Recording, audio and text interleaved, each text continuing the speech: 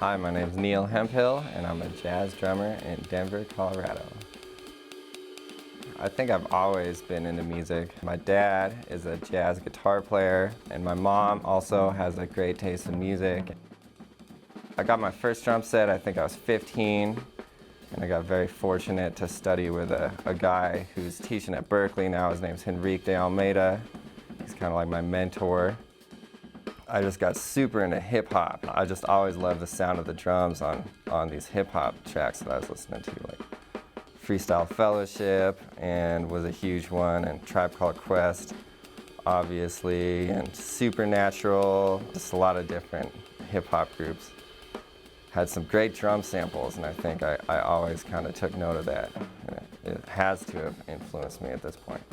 I think the future of jazz is based in hip-hop.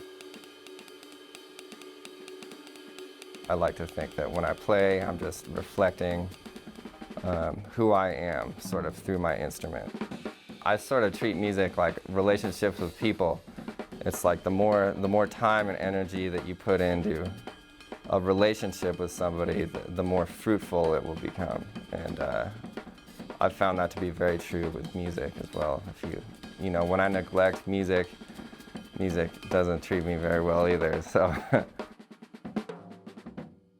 When I first moved to Denver, I moved from Durango, which is super, small town. I had like the monopoly in Durango. I had all the gigs and all the students.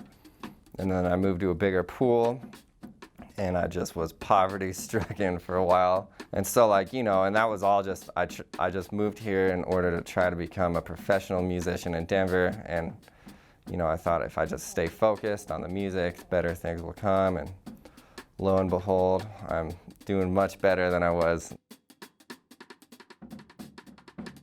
Denver's scene, I think, is great right now. There's especially recently, there's a lot of young players.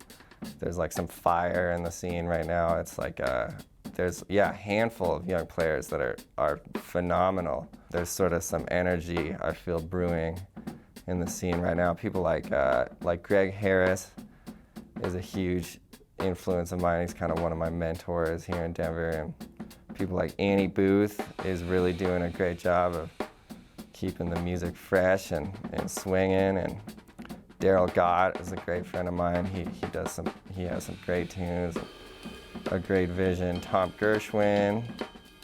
There's just a lot of young players in town that are keeping things fresh, and they definitely have a vision. So I think it's a great scene.